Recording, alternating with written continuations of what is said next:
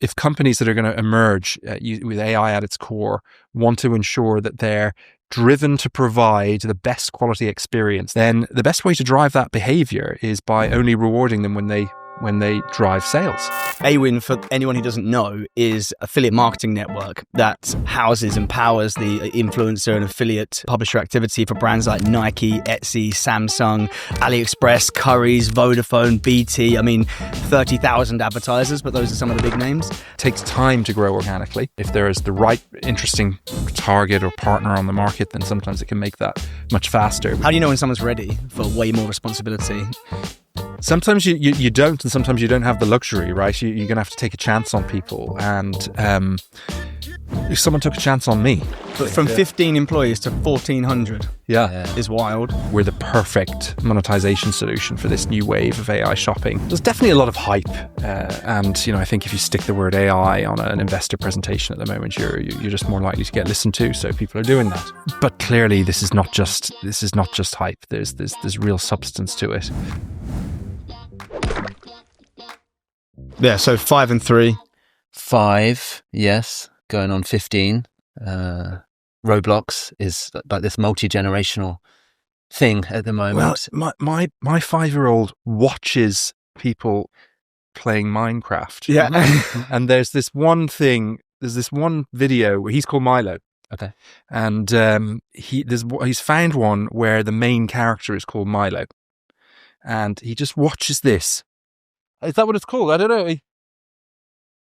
It could be it. And they make this horrible squeaky sound, and it's so. And he's like, he literally stares. He doesn't actually play Minecraft, but then he knows so much about Minecraft because of this.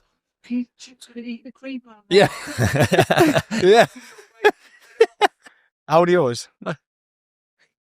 So this is the streamer generation, native to streaming and stuff. Yeah. And I've dipped into it because there was a time when I was really into gaming. So like Call of Duty and stuff like that. Not at all now, obviously, no time for it and lost interest. But at one point I found myself like, okay, it's quite mindless watching someone who's really good at the game playing it. But there's your son watches a lot. It develops so quickly as well because this Italian brain rot thing has come along. And now it's been integrated with Roblox. Yeah. And so they're seeing all the characters they watch from YouTube onto Roblox. Now they're playing the game. They're doing the grower garden Skibbity toilets coming into. Do you know about Skibbity toilet? I need to sort of put some limits on. It sounds like your son is actually like doing pretty well on the content he's watching. There's so many levels to this. This is the YouTube. Yeah, it's like fucking hell. But as an adult, I don't know about you guys, but I mean, I'm not ashamed to admit this. I think it's probably quite normal, but I can lose hours and hours in bed. Yeah. Just suddenly it's been 2 hours and I've been watching just like reels and things. Oh yeah. And you think, well, that's me, and I know terrible. about all this, and I work in media, and I'm 36, and it's like, what about the kids? Of course, they're going to lose themselves in it. Like it's. Yeah, I had to stop using TikTok, but then I kept Instagram, and basically Reels is the same thing. So same thing. Yes, yeah, exactly. So we're here to talk marketing and milkshakes. So should we kick off with the milkshakes that we're drinking? So I'm Oreo. You're Oreo, yeah. So I've gone, and Adam, you're an Oreo as well. Oreo, yeah. Is that your? Cheers.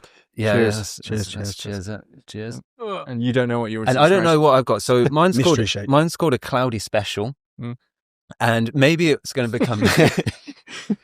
You don't know any of the. He picked this today. He doesn't know any of the ingredients. Did you watch them make it? Good question. What is in it? Can you give it? Okay, I'll give it a little. It's very thick. What is that? Behave. It's there's some like apple in there. Maybe mango as well. And milk.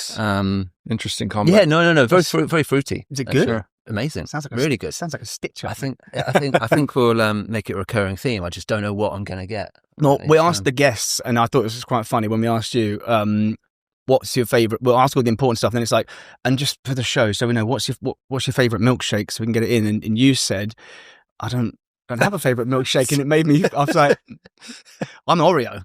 I'm a hardcore Oreo guy. Yeah. When pushed though. If I was looking at a milkshake menu, I would choose that, which is how we reached this conclusion. Yes, Oreos over here and mystery shake. Yes, so you are CEO of Awin, and I've got some facts here which I'm going to reel off because it's very interesting. Awin, for anyone who doesn't know, is an affiliate marketing network that houses and powers the influencer and affiliate publisher activity for brands like Nike, Etsy, Samsung, AliExpress, Currys, Vodafone, BT. I mean, 30,000 advertisers, but those are some of the big names. Driving billions in revenue for those brands every year, e-commerce revenue. There's loads of stats on here, but there's 1,400 employees across 17 offices, billions of data points, big tech team, just like a huge operation and hugely important in the e-commerce space globally. And you're the CEO. Yeah, but you joined when there was like 15.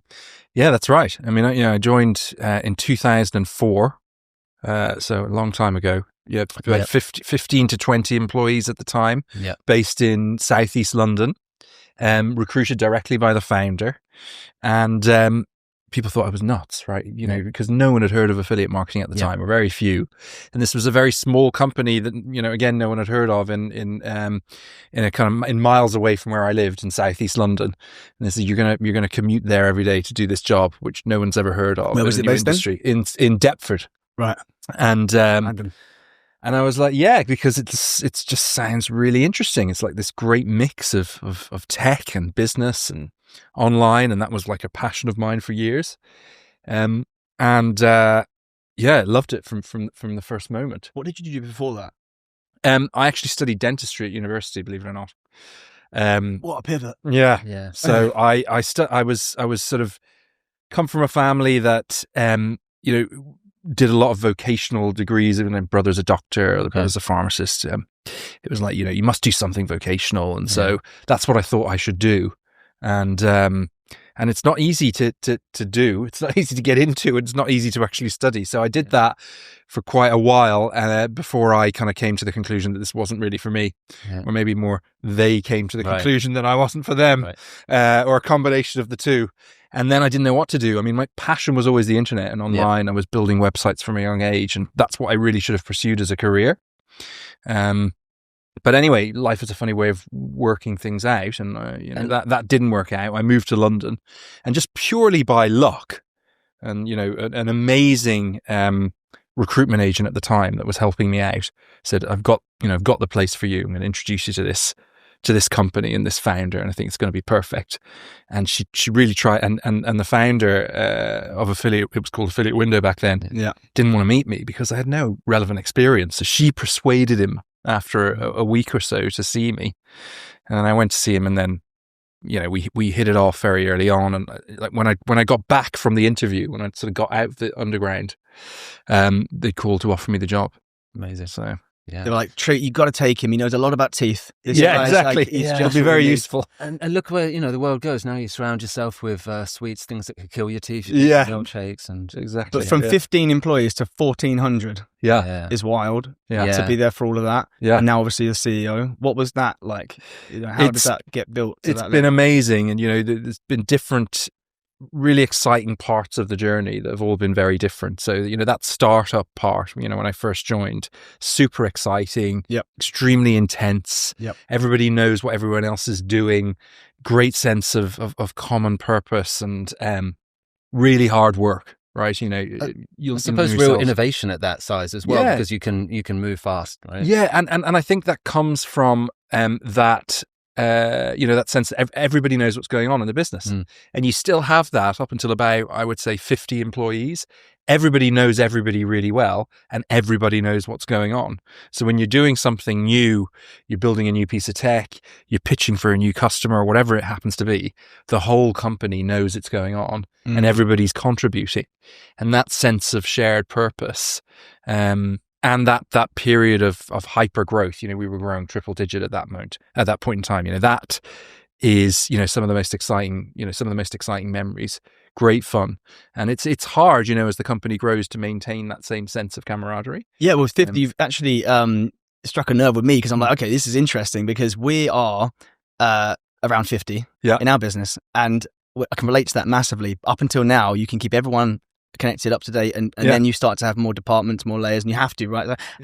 What's the next step after that, and how did you guys go from 50 to say 500. Yeah, I mean, I think there's specific moments, or I can't remember the exact stats, and there's lots of books written on this, where you get over a certain number of employees, it might be 100 or 150, where we as humans, we can't, we survive on gossip and knowing each other's business, and the brain can't actually cope with more than, I think it's 150 people. Right. So once you kind of break over through that threshold, then it becomes much more challenging to keep everybody together and aligned and engaged.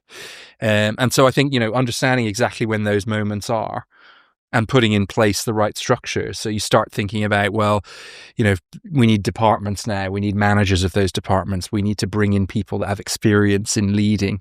We need to be much clearer around what the company goals are, what the purpose is, what the mission is, because it becomes harder to really translate that to each and every employee. So you need systems to do it.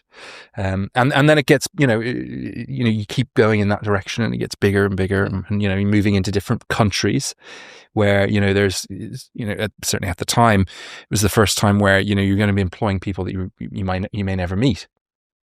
We tried to make sure that we were always visiting at least once a year, but it's very different if you're in a different country in a different office. So that's another phase of development. And again, it just increases the emphasis on having smart systems, goals that people can understand and get behind, shared purpose. All of those things become much more important, and so on and so forth. It sounds as if you're very committed from an early stage in the company. Yeah. Did you always see yourself as like developing through the ranks? I don't know if I had that sort of real sense of purpose at the very begining. I didn't kind of know that it was going to become so big. I had a sense that this was a great business and I loved it, but it would have been too difficult to predict at that point. But then as it started to, I think particularly as we started to attract the attention of bigger and bigger brands, because at the time not every brand had an affiliate program. Do you remember the brand that was the one when you went, Yeah. I think there was a moment where we were winning 2 or 3 major brands a week. That's what it was like. That was just fantastic fun. Yeah. But there was one particular moment, and one very large brand that still works with us today. It was actually Currys. It was Dixon Stores Group at the time. Yeah. So Currys, PC World, there was a whole load of brands within that group, and winning that, which we actually, spent a huge amount of time pitching for. It was probably one of the biggest pitches we'd ever done. And we found out we'd won it just before the first ever black tie party that we did. So those who know the company, certainly for up until this year anyway, we've run a black tie party every year. At the time, it was the first time there was anything like that. Something super smart for the industry where everybody could get dressed up. And also at the time, we were able to bring the entire company to the first one, because we could fit them all on a coach and go to the venue. And just before we were about to go to that first ever black tie, we got a call from the main guy at Dixon Stores Group, Currys, and he said, "You've won the business, all 5 brands." What a feeling! And that was amazing. Yeah. And we were sort of worried about the time about how you would, how can you have competing brands on the same platform? Because we had a Comet.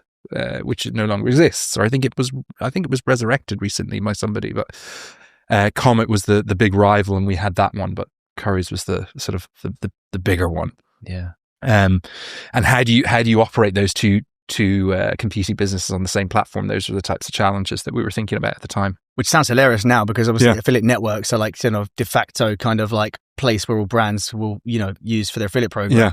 And of course it's like saying Google's going to be exclusive with, a certain retailer, or, this is a platform that everyone uses. I know Google's got a monopoly, but it's that seems crazy. And obviously now you have massive, you have massive verticals where you're working with pretty much anyone who's anyone in that vertical. Yeah. Like Telcom's big for you, isn't it? Yeah, Telco is huge for us. I mean, I suppose it's also worth, stating that, Awin is a phenomenal 25-year story of both organic growth. So, going out and pitching brands like that and attracting them to the channel in the first place, but also inorganic, so acquisitions. And at the time, this period that we're talking about, there were 2 platforms that were really changing the way affiliate marketing was done. There was us, and then there was a company called Buyout, and we became the strong ones in retail, and Buyout became the strong ones in telco. And actually both businesses sold at a similar time, us to Axel Springer, who still own us today, and Bayat to AOL, who were big at the time, and we were both sort of competing for that attention and to be bought first. Huge rivalry, absolutely hated each other, wouldn't even be in the same room as each other. So it's quite funny. But then it didn't work out for Bayat at AOL, and very soon after they went on the market, and we were able to acquire them. And in doing that, we brought together that retail strength with that telco strength. And that gave us, and also they were live in the US. So not only did it sort of consolidate the UK position and give us that huge strength in both those verticals, it also was our first foray into the US market. So it was a very important moment for us. And then all those people that we would never even talk to at an event, we were then, bringing into the family. Was it weird for a while? It was super weird. I mean, one of the funniest moments was their headquarters was in Newcastle, and going up to Newcastle before anybody knew that this deal was going to be done, and then walking into this room, standing there in front of all these people who we sort of had this fierce competition with, and saying, "Right, guys, you're now part of our company." That was a big moment. But I think one of the things that we realized very quickly was that we both shared a lot of the same values. We were both trying to do the right thing by the industry, grow the industry, clean the industry up, because at the beginning, it was like the Wild West. There was a lot of activity that needed to be rooted out, and both of those companies were sort of at the tip of the spear in fixing that up. So a lot of shared values, and it just made a ton of sense very quickly. And some of those people are still with the company today. So Roz, who's one of our regional MDs. Oh, Roz was from that company. Was from Bayat. Dawn, UK Client Service Director, came from that. Nick Clare. There's lots of people that are still active today that came from that acquisition. Well, that's a successful deal then. Super successful deal. Super successful deal.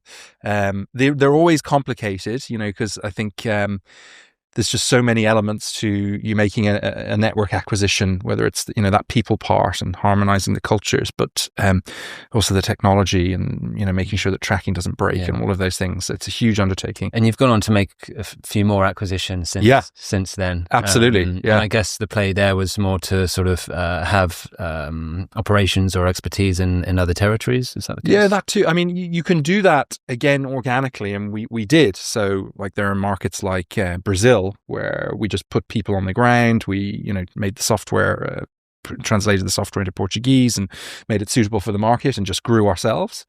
And then there are other markets where we already had a presence and we wanted to expand it. So like Benelux would be one, where we launched there organically, or Xanox did, which was another network in the family. And then we acquired another competitor, like we did in the UK, just for quick scale. Yeah, exactly. It's like you can grow and it takes time to grow organically. And obviously, if there is the right interesting target or partner on the market, then sometimes it can make that much faster. We did the same in Germany. Germany was the home market of Xanox, and then where our shareholders are based. But there was another big rival network there called Affiliate. And that was another one we acquired back in 2017, I think. So lots of those. I didn't realise that, actually. Yeah. When I first came into marketing, it was back in like 2011, 2012. Yeah. We were using Affiliate and Affiliate Window for some reason, until we just started using Affiliate Window after that point. Yeah. But that was interesting to hear. Yeah, so there's been lots of those deals, super exciting, and always bringing new perspectives, different ways of approaching the market, and I think most importantly, really great people. Many of which are still in the business today. Well, that's what I was going to ask you. When we talk about going from 15 to 1,400 people, obviously a lot of that is from acquisitions, but a lot of it is also organic, and just being such a rapid growth company for so long. And then you speak about the 50 employee tipping point, which has really kind of got me thinking as well for our own situation. But going to the next level, how do you pick people? Is something that we're experiencing a lot. How do you identify the right people in new departments, new leadership roles? Yeah, I mean, it's one of those things that changes with time, because at the beginning, certainly at a certain level of seniority, I was probably directly involved. I was actually sitting on the interviews and picking the people. That becomes impossible at a certain point. That's what that transition point where you start building departments, and you start setting, common goals and purpose and direction, you also are thinking about, values. What type of people do you want to bring in, and making sure that your hiring managers understand that and try and follow the same pattern. For us, I mean, we worked with a recruiter at the time that probably hired loads of people into the company that really understood that. We'd spent a lot of time with that company, really explaining the types of people that we wanted, and they were brilliant at finding them. And there would be graduates, and we would train them up ourselves and really teach them the way we wanted to do things. Because, I mean, frankly, at the time, finding people that had experience in affiliate marketing, just no chance. They just didn't exist. So we had to make our own people. And then over time, you'd have had the opportunity to put people who had been in the industry and in the company for a while into bigger roles, more responsibility, and we probably had some. We must have definitely had some wins, some losses in that area. How do you know when someone's ready for way more responsibility? Sometimes you don't, and sometimes you don't have the luxury, right? You're going to have to take a chance on people, and if someone took a chance on me, as I said, I came in. The founder of Affiliate Window took a chance on me. I came in with no experience, except for some very bad dentistry. There's no way anybody should be getting me to do anything inside their mouths, right? So people, somebody saw something in me, gave me a chance, and that's the way I've wanted to do things in the company as well. I think certainly at the beginning, you get to a point where it just made sense at the scale that we were at to start looking at some outside talent. And bringing in people from other parts of digital to see if there are things that we could learn from that, but also for, not just for external client-facing roles and positions, but also internally. How do you build scalable central departments that are going to serve the needs of a larger company? And it's a mix of the people that you've sort of trained and brought up in the company that really understand the way you want to do things. And then it's about bringing in the right external talent to complement that, and so on and so forth. Yeah, and the ones that you bring through the company, you already trust them, you already know them. They're a kind of proven entity. We've got a quote that we always use with each other. I think it came from Stephen Bartlett, but you probably got it from someone else, which is if you look at somebody in your business, and if everyone was like them, would the average quality go up, or would it go down? You can look at any person and say, okay, stagnate, or would it be the same? And if you look at somebody and the average, quality of your business would go up if everyone was like that person, they probably need to be promoted or progress quickly. And if you look at somebody and the quality would go down, obviously that's a huge red flag. They need training, or they need to work on them. But what's the biggest red flag that you would say, sort of personality traits that some people can have when you're looking at a big role for them? Well, I mean, I prefer to look at it maybe more from the positive aspect. I think what you want to identify in people is solid work ethic and a willingness to consistently learn and develop and grow their knowledge and their ability. And I think if people have those qualities, then they can do wonders almost in any position, and they will always perform for you. And I suppose if you were to turn that around, it's people that don't have that ability, that are sort of happy to coast, right? Don't really have much ambition. But I think absolutely key is just don't have a willingness to learn. Then it's never going to work. Cool. And in your position as a CEO, I know a little bit about your history, and you started with technical integrations and things, and then obviously you went through CEO role as well. So you really were on the tools. You knew about the product fully. Yeah. And do you think a good CEO has to sort of fully understand the product and be able to do as well? It helps. Yeah.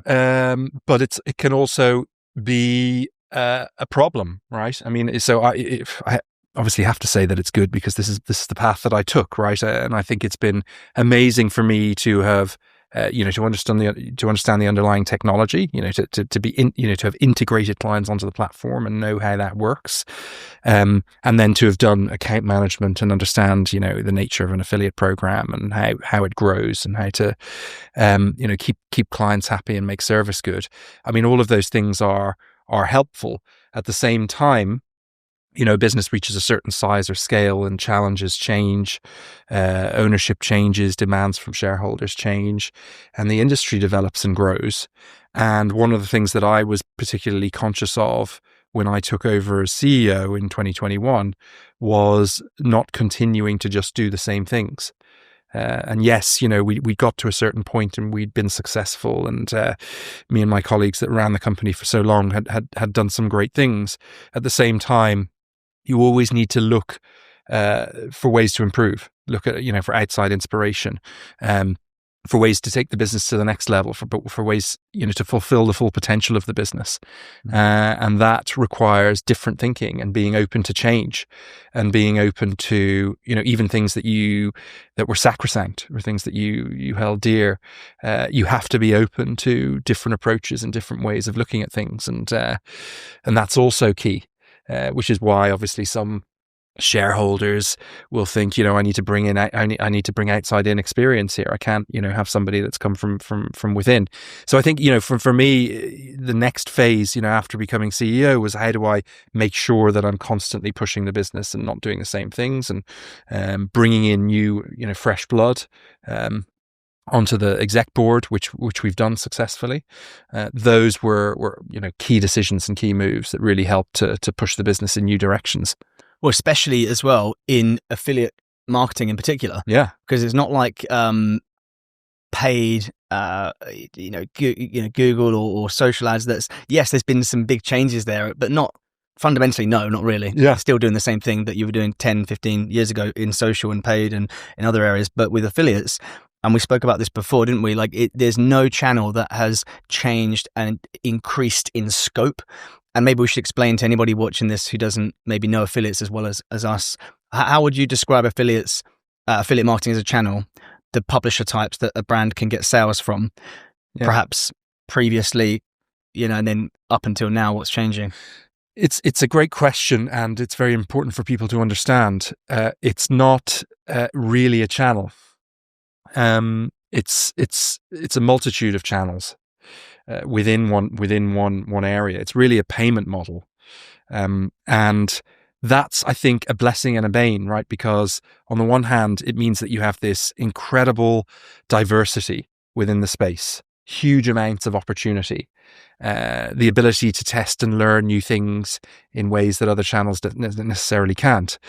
But conversely, it makes it difficult to clearly explain exactly what it is. And being able to sort of simply and clearly explain what something is obviously a smart path to trying to get more attention and more budget, more investment. And so this is some of the challenge that we live with. Would I change it though? No. I think that's one of the things that makes it super exciting for me anyway. Both the range and diversity of brands that can work in the space makes it super exciting. All the different verticals that we work with. Anytime there's something new and exciting, usually they're going to want and need an affiliate program. So we get to learn about so many different types of businesses. That's on the advertiser side. Mm-hmm. And then on the publisher side, it's anybody that has an online engaged consumer audience. Literally anybody that is looking for ways to supplement their income. And that means it's applicable to pretty much any business. You just got to convince them that. And again, it's not necessarily in place of other revenue driving activities that businesses might engage in. It's a complement to it. And I think that means, literally anybody can be an affiliate or a publisher, and that keeps the thing just super dynamic and exciting. Yeah, and I'll use Nike as an example, right? If you're Nike, your affiliate program on Awin might contain, it could be some small YouTuber that reviews shoes or trainers, and he's just putting a link in his description, right? And he's using Awin to drive that sale to Nike and get some commission. Yeah. But it could also be, it could be someone who's buying paid traffic and taking a risk on behalf of Nike, that I'll take all the risk on this paid traffic, arbitraging the cost and hoping that my commission that they're going to pay me is going to be more than what I paid in ads. Absolutely. All the way to, multi-billion pound companies, huge conglomerate, legacy publisher media groups and everything in between, right? That wasn't always the case though, was it? It was a bit more sort of. Yeah, I mean, it's become more rich and diverse with time, and I hope that continues. And I think it's super exciting. I think it will, and I think that's super exciting. But yeah, at the beginning, obviously not, fewer people knew about it, but that arbitrage thing was a big thing at the very beginning. Yeah, and a lot of that was paid search. So right now, most brands manage their paid search in-house. They may use an agency to help, but there's a kind of real understanding about paid search in almost every business. Back then, the very beginning, there wasn't, and there were a bunch of affiliate businesses that were experts in it. There was also different rules around paid sponsored links on Google. You could have more associated with single domains than just one, and so there was a huge amount of competition for space on the search engines, and there were affiliates that were simply phenomenal at it. And a lot of high volume affiliate activity at the time was people doing paid search arbitrage. So they were companies, sometimes individuals or sometimes, small companies that were expert at it, that were providing those services to brands and charging them on a CPA basis and paying Google on the CPC. And that was massive. Yeah. There was also, by the way, a whole bunch of people that were doing that illegitimately. Yeah. So bidding on people's brands when they weren't allowed to, and making money from that. And that was one of the things that we did early on, was try to clean up that space. And so we launched the first ever brand monitoring tool on the market, which we built ourselves at the time. Now there's, companies that specialize in that and do a much better job than we ever did. But at the time, this was pretty innovative, and we were sort of saying, you've got to control this. Here's some technology that helps you control it. But that was a big thing at the time. And then, coupons, vouchers came in, a lot of voucher code sites, cashback came in, and so on, the channel. Was there, and later on when you introduced the MasterTag, was that 2018? No, it was 2010. 2010, yeah. wow. Okay, cool. Yeah, and was that like an introduction of working with different types of publisher as well, or more tech? At the time, It was really smart technology that our teams built and released that we didn't truly understand the full potential of at the time. Originally, it was about tracking is at the absolute, tracking quality and effectiveness is at the core of what we do. And we were finding that we needed to upgrade that, or we wanted to continually upgrade the tracking technology on our advertisers' websites. So the thinking was, if we can install something there, it gives us the ability to do, to perform those upgrades without needing to bother the advertiser. Yeah. Because, getting dev time for something like that was always difficult, is still difficult today. And so any way that we could take away the need to, bother the devs and an advertiser, that was the original thinking behind it. And that was quite effective. But then we realized actually that this could be a brand new partner type, which, then sort of came into its own many years later. Awesome. Yeah, it's quite progressive. And also the platforms like GTM obviously didn't exist maybe in 2010 when you launched, but they did a few years later, and that obviously helped marketers even more so. Yeah, absolutely. Where do you think, I know you don't have a crystal ball, but you are at the cutting edge, which we've had all these new partner types coming in, sort of influencers, obviously exploded, creators, and then there's, really rolled into affiliates in a large way. Content obviously is being used in a much bigger, I know it's always been there, but it's just become a really prominent business model for most content sites, right? Yeah. There's retail media, there's all these emerging, what do you see on the horizon that maybe might not be considered affiliate right now, but could end up going into affiliate in the future? I mean, clearly we are, we're living through yet another technological revolution when it comes to AI, and I'm pretty confident that, we're already seeing new businesses emerge that are built using AI, or they're just AI from the ground up, and I think that's going to be the next wave of new partner types. Like, I believe that the model that underpins our industry is still the best.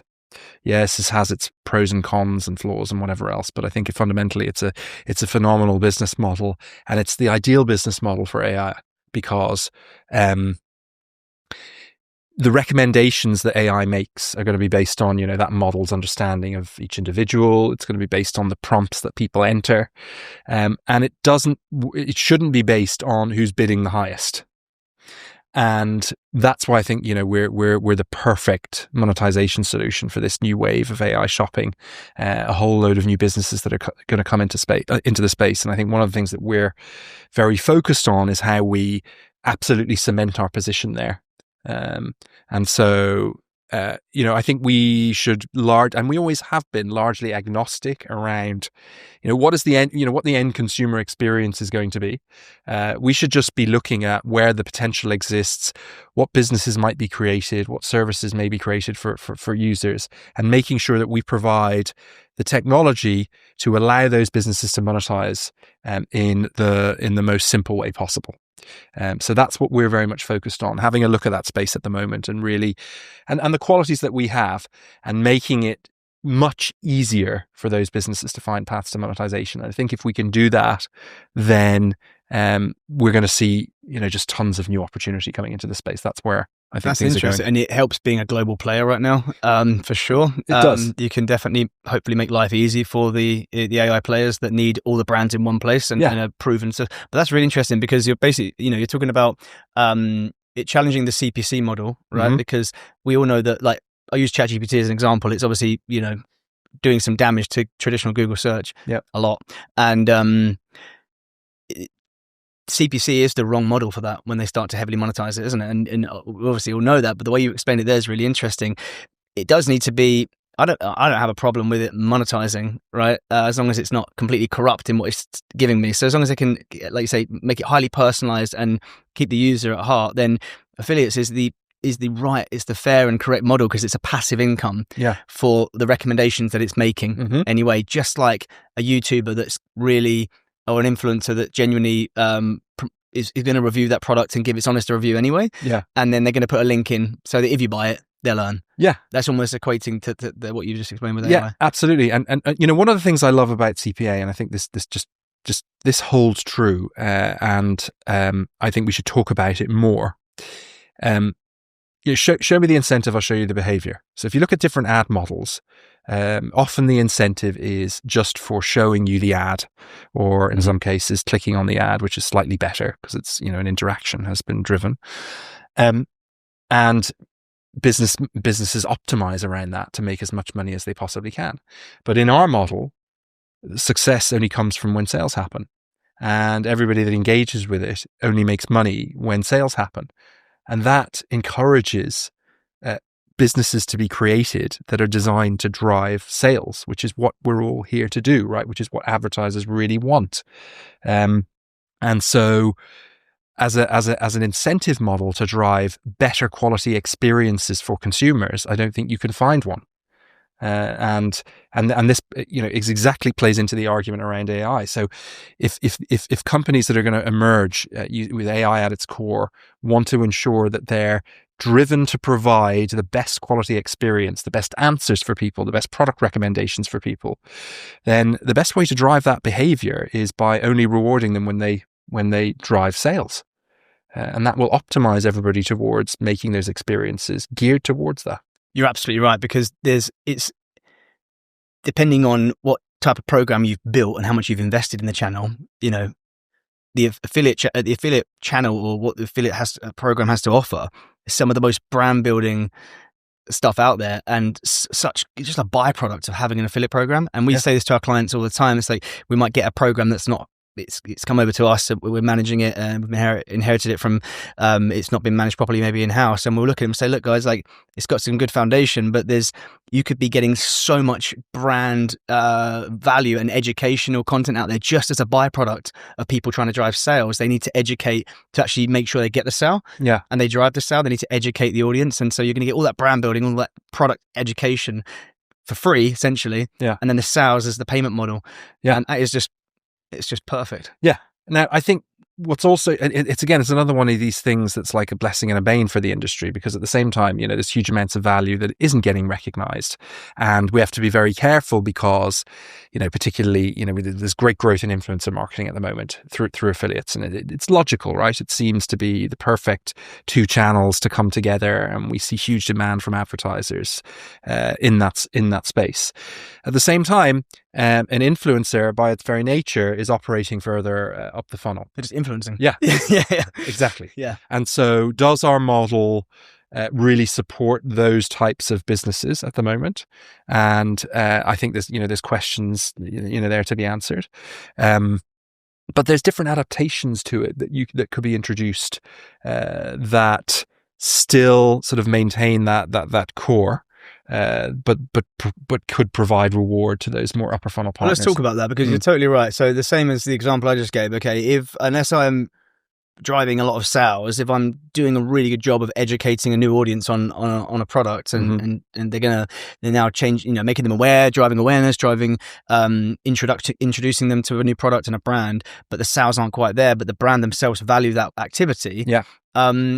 I know you can do manual. We do a lot of deals with brands directly, manually. How much is currently? What percentage of you can say is like commissions on a sales, and how much of it manual rewards through Awin? Yeah, I mean, I don't have the exact stats. I know that the mix has changed, and the let's say fixed rewards or tenancies has grown as a model over time, and whether that's the right model going forward, I'm not sure.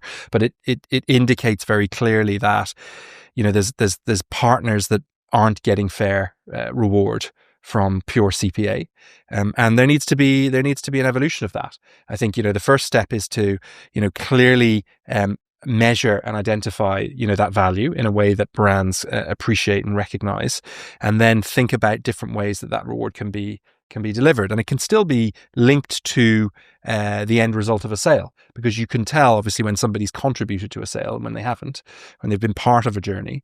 And I think there's things that we should be doing to innovate around that. It's something that's very sort of front of mind at the moment for us. As a network, do you consider it your role to be giving brands options on how to pay different types of affiliates and influencers? Yeah, I think absolutely. First of all, you've got to be able to demonstrate the value clearly. You've got to be able to measure, and I think some barriers that exist there are around data sharing. So we can do a fantastic job at telling you, if a partner has been involved in an affiliate journey.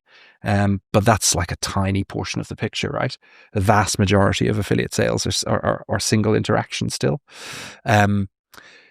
But that's changing over time. It used to be like 90% plus. I think it's a bit less now, especially you've got more upper funnel partners and influencers going into the space. But the real intelligence comes from looking how those partners are contributing across a much broader mix of channels and activity. And that's where agencies can come in as well, because sometimes brands don't necessarily want to share all that data with a single provider.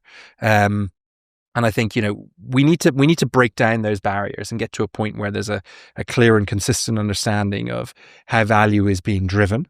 Across different partner types and across the channel, and probably some standards around how the reward model should work for that. I can give you recent examples. This is, for some brands, especially the more, I guess, sophisticated or mature brands, that this is a well-trodden path. I think it's just not that we're just not using it fully in affiliates. But I can't say who they are because I think NDA. But we're launching right now with a sort of quite decent sized FMCG product company that's in the US and UK, and we were doing a forecast for their senior leadership team, and they had a lot of data to share. They were sold in retail in every major supermarket, and they know from their own data that for every D2C sale, I'm making it up now, I think it's 1 in 20. So for every 20 D2C sales, they create a new retail customer, something like that. Yeah. So we were able to weight up the forecast based on data they already know about the wider impact of those D2C sales, and that's just after the affiliate sale. Yeah. Obviously, what you're talking about is what comes before. Yeah. And they have those numbers too from all the other channels. So the data is there.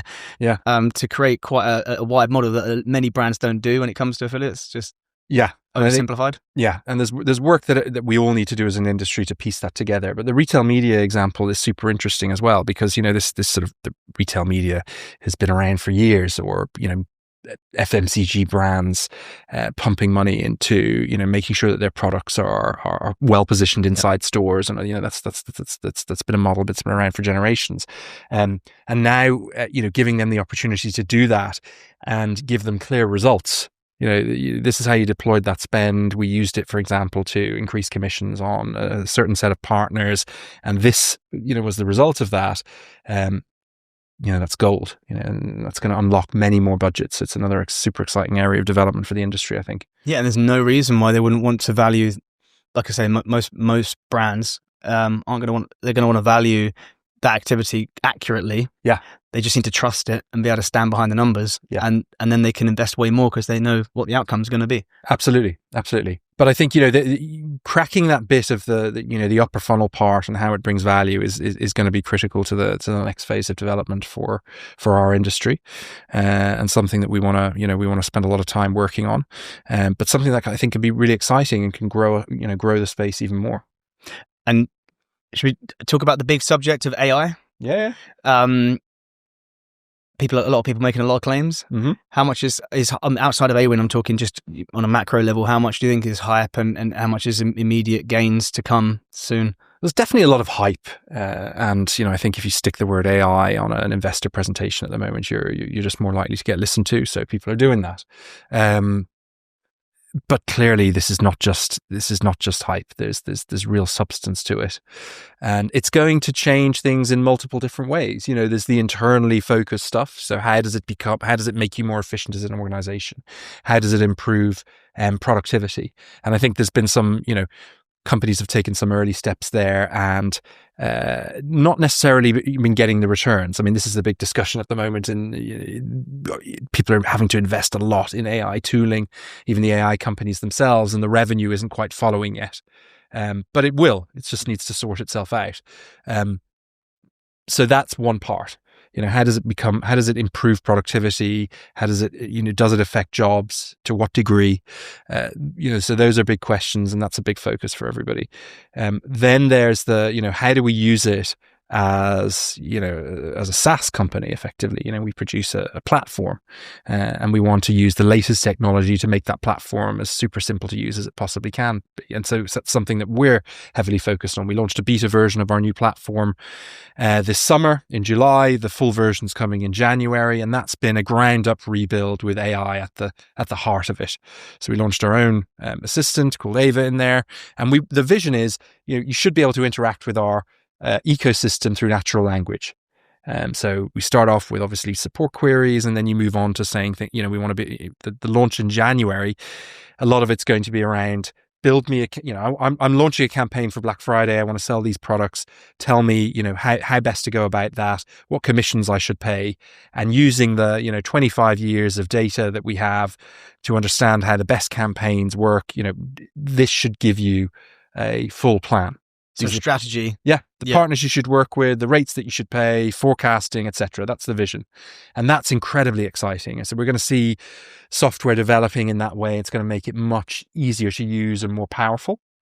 And then there's the bit that we were just talking about, what new businesses are going to emerge that are designed to help people shop more intelligently and in a more personalized way. And how do we make sure that we are the go-to monetization option for businesses in that space? So those are like the three pillars of it. And yes, a lot of hype, and we don't yet know which things are going to be the most impactful. But we're very focused on those three areas and how we can develop in them, because we think there's huge potential. So you're thinking almost like I'm getting really specific, but let's say there's a new Temu that's entirely AI driven and can just find you anything anywhere all the time. That's the name of a movie. Awin would have something like an affiliate SDK ready to go. Yeah, exactly. We're going to see new publishers, affiliates, however you want to describe them, tech partners that are using the latest technology to help people shop. We're already seeing them. We're already seeing them join the network. And so if we really ask ourselves honestly today, how easy is it for businesses like that to get what they really need in a super quick time? And is the technology up to scratch, or is it still sort of decades old. And I think there's work that we need to do as an industry to make sure that we cement our position in that new ecosystem. And that's one of the things that we're going to be heavily focused on. Excellent. Yeah. Seems like so far so good though. I mean, I think it's tremendously exciting. You know, we've lived through other technology revolutions, whether it was with the internet itself or mobile or whatever, social media, and all of them have brought lots of new opportunity, also uncertainty and anxiety and all of those things. But I think that's what keeps things interesting. This is no different. It could be even more disruptive.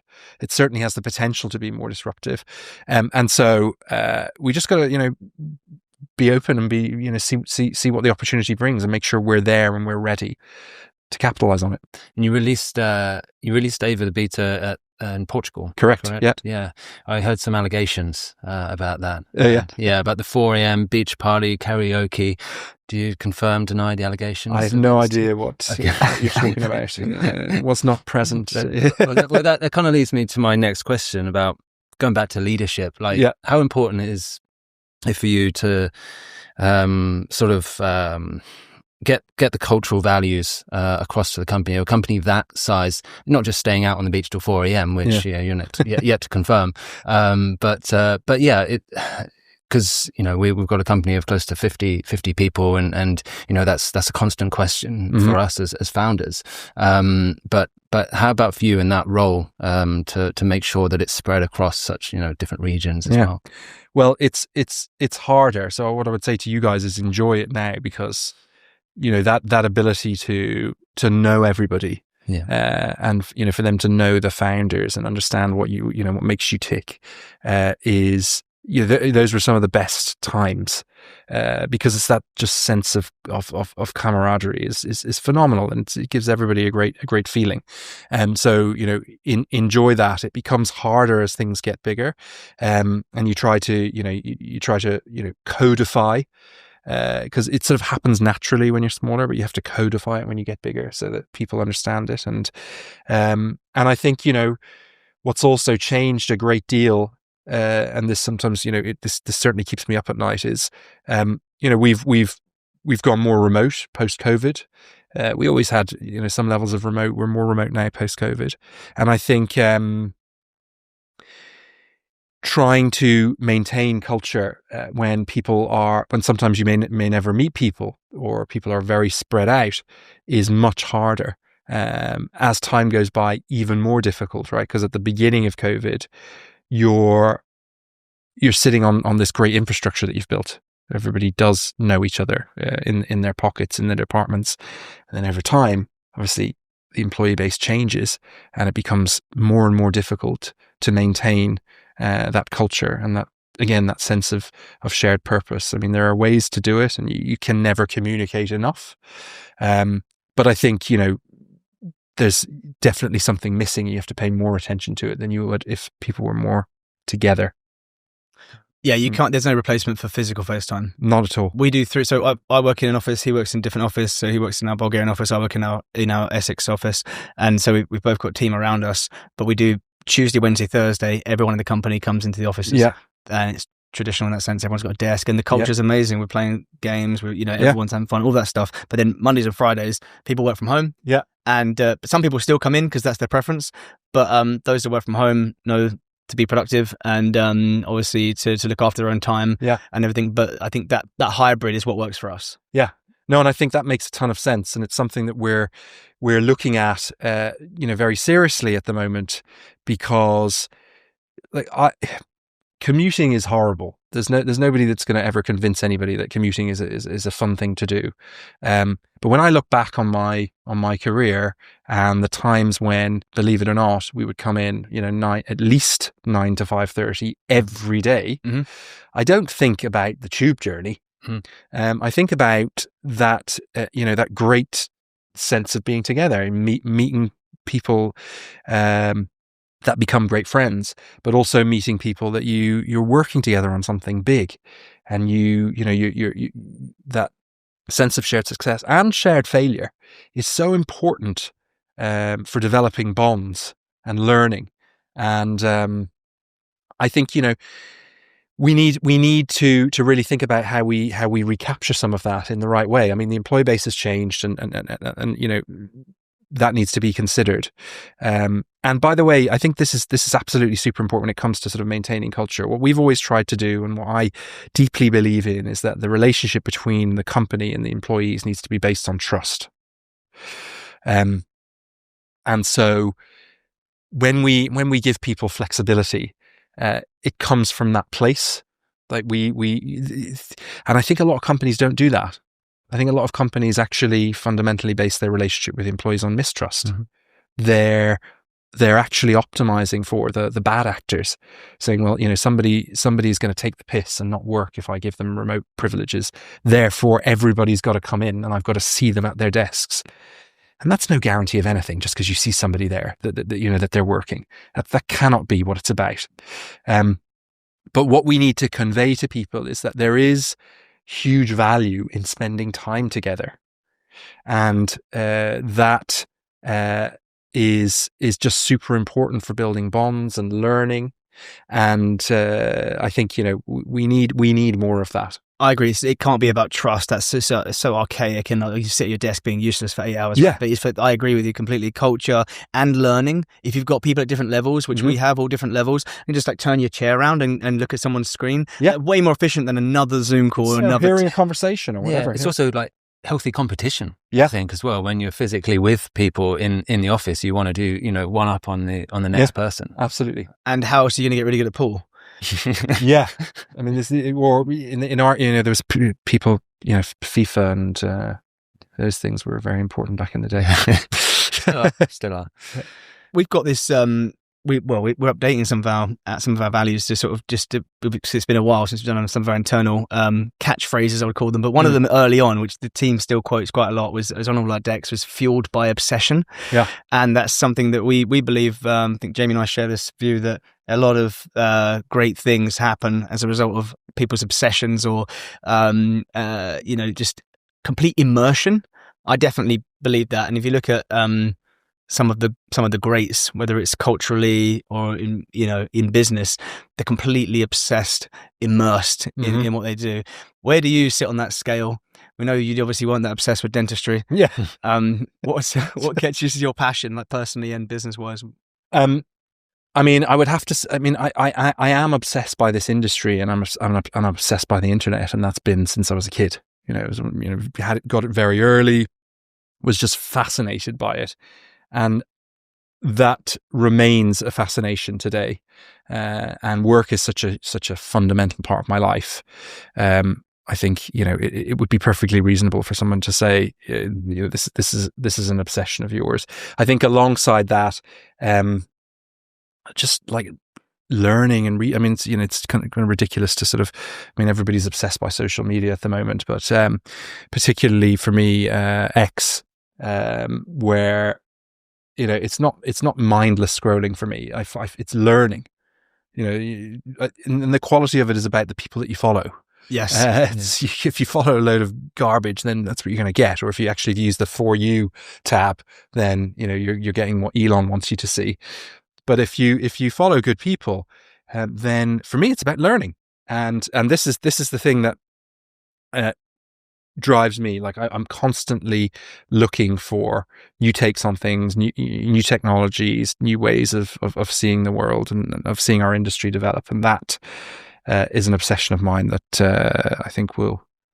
That's a good one. That's a good one. And like, there's a lot of discourse and conversation, obviously, about, you know, how toxic the internet is and how the generation are all screwed. The new generations are all screwed, and obviously a lot of that is true. There is some problems with mental health as well around the internet and unfettered access. Yeah. But as on the flip side, it is an incredible time we're living through. I mean, my YouTube algorithm is just so enriching. Exactly. And I think, I heard something the other day. I can't remember who said it, but it was about kids, you know, and being worried about them spending too much, you know, having too much screen time.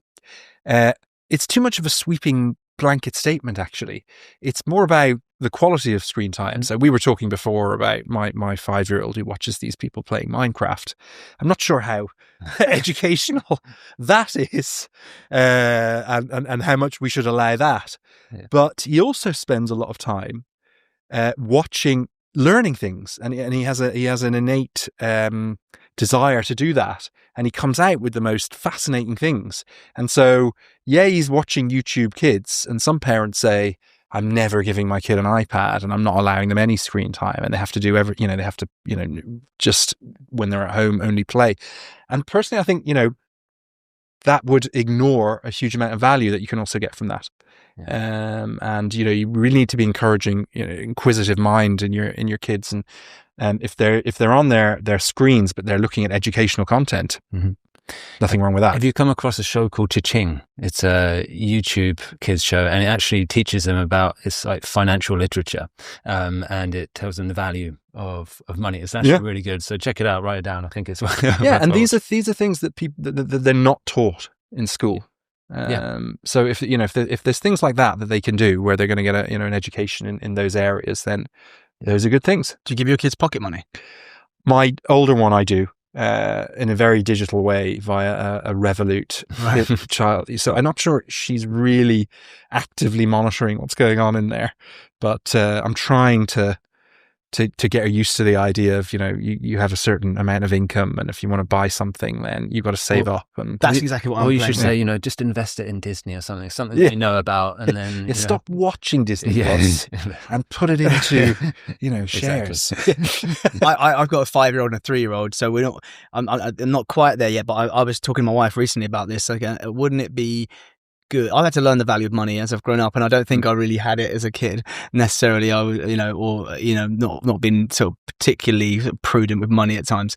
But I'd love them to be just a little bit sharper than me and teach them things. So I was thinking about like giving them pocket money, but then like it's only going to be, they're only so young. What can it be, like £5 a week or something? I don't know. Like, they're so young, but take them to the shops and they go, okay, well, they want this thing, and then they start to learn, okay, that was all of your money gone, that thing. Exactly. Or you can save it, and then like the next week you've got double, teaching them delayed gratification. What I'm finding now is she'll say to me, I want to buy this thing, or it's like Barbie dream house thing, and I mean it's crap. It's plastic crap. I know I really don't want her to buy it, but every time she comes with something, I'm like, you don't want to buy that. You want to buy something else, and then it's kind of defeating the purpose. Now she should buy it.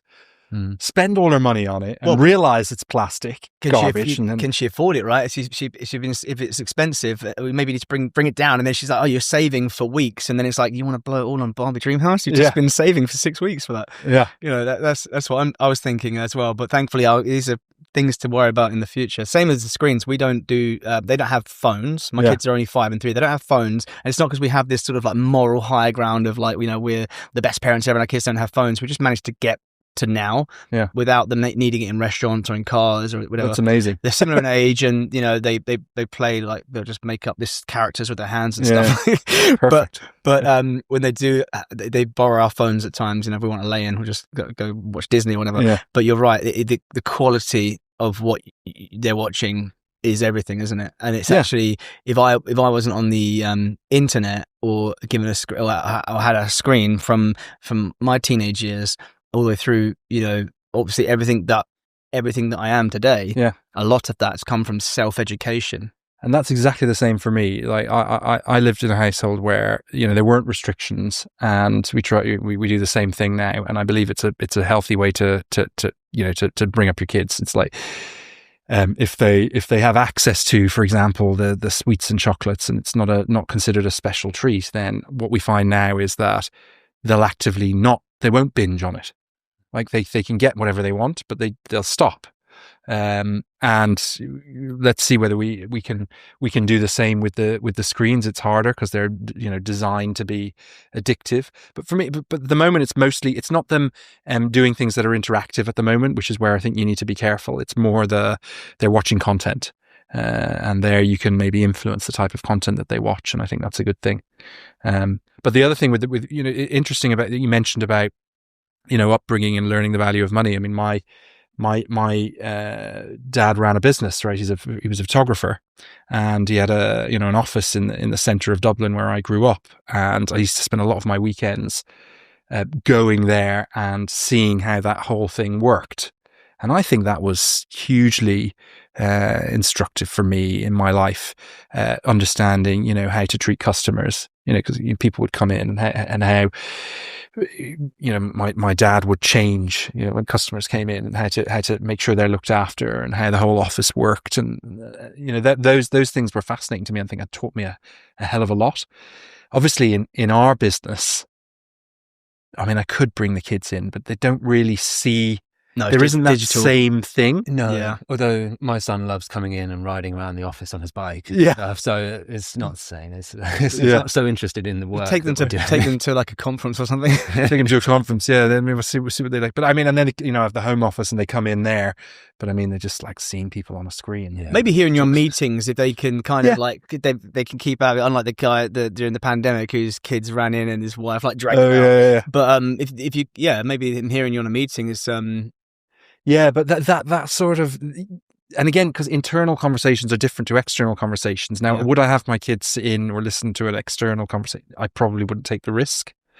Whereas I remember as a young age just sitting there and listening to, customers come. Different business, obviously, completely different thing, but still that interaction with a customer. It's so valuable. Yeah. And you were young. Right? Yeah. And that's where the impressions are being made. And I'm Absolutely. very aware of that. I say to my wife all the time, like these are the years where they're really, a lot of their personality is being made. Yeah. So I think some sort of work experience, it will be critical for them to experience that, because they can't get it from seeing me. Yeah. So you've been in London over half your life. Yeah. I moved. I left Dublin when I was 18. Went to university in Manchester, which was fantastic fun, probably too fun, which is why I didn't finish the degree. And then moved to London in 2004. Yeah. Do you ever have any thoughts about heading back? I always wanted to live in London. I was as a kid. I used to come over quite a bit. And Dublin is a beautiful city and a great place, but it's quite small. It's like 1.5 million people. I think it's changed a lot since I was there, and a lot of the big tech companies came in for the tax breaks, and I think that's changed the dynamics of the city quite a lot. But I was just fascinated by London and love London, and so I imagine I'm going to be here for a while. I was born an hour's drive from London. I feel so fortunate because I've been to quite a few cities, and obviously there are some great cities, but London is absolutely up there. Yeah, when we had just happened to be here. It's a fantastic city. I was out on Friday night. We went to see Ricky Gervais in the Palladium, and absolutely hilarious. Roll around laughing. And I was with my family, and we were walking through London on Friday night, absolutely packed and buzzing, and we were thinking, this is a great place to live. Where else, huh? Yeah. I mean, it's like there's a few cities around the world that have that same sort of vibrancy, and we live in one, and we probably don't use it enough and appreciate it enough. Yeah, for the good, the bad, and the ugly. I think London is absolutely where I want to be. Yeah, personally, and we're very lucky to be here. Let's get on to the Quickfire round. Yeah, we have a few questions to finish up on, and then we can dig into these jars above us. You want to kick it off? Well, we'll go with one each, but I'm gonna go with I'm gonna segue from the phone stuff. If you had to delete you, Adam, the grown up, if you had to delete every app on your phone except 3, which ones would you keep? Would have to be WhatsApp, right? So you can actually still communicate with people. X, as I mentioned, isn't like my go-to for news and information in multiple different areas. Is the phone app considered? Is that considered? I was just thinking this. Yeah, we'll give you the phone. Yeah, and we'll give you like your work email, right? Yeah. Because that's a given. I mean, the notes for me is I mean, it's like obviously the built-in app, but I use it for everything. iPhone, yeah. Same. So I've been saying this to people. I've had the same iCloud. Yeah. For about 15 years. Yeah. I've always been on iPhone. So, and I've been in sales and working in different companies, and I've pitched, and met with and worked with thousands of companies in that time, 15, 16 years. I can search for a brand's name or an agency's name or a person's name, and it might met them in 2012. Yeah. You've had this as well, do you? Yeah. No, it's like a superpower. It's like we've got an AI, absolutely. LLM. I mean, I used to use like notepads and I had piles of them. And then I moved over to, when the Apple Pencil came out. Right. So I can handwrite, because I still like to handwrite. And that's really, really good. It's really effective. And you can search your handwriting as well. So that for me is, I use it all the time. Okay, you're at another level to me. I'm always try that. It's amazing. Cool. So one from me. When was the last time you felt completely out of depth? Out of depth. It's a good question. I think so it's funny because it's happening this week again. I'm very privileged to be invited to the Sunday Times business party, which takes place in Claridge's every year around Christmas time. It's this week actually on Wednesday night, and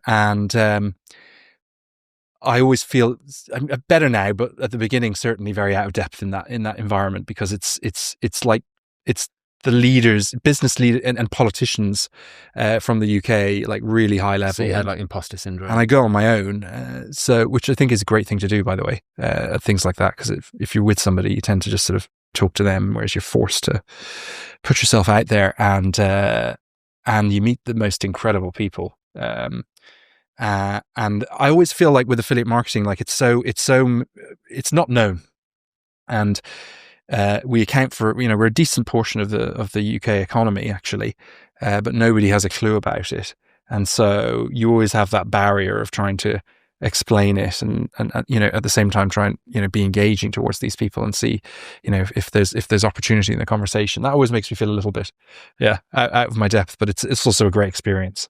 Yeah, I bet. Tomorrow night then?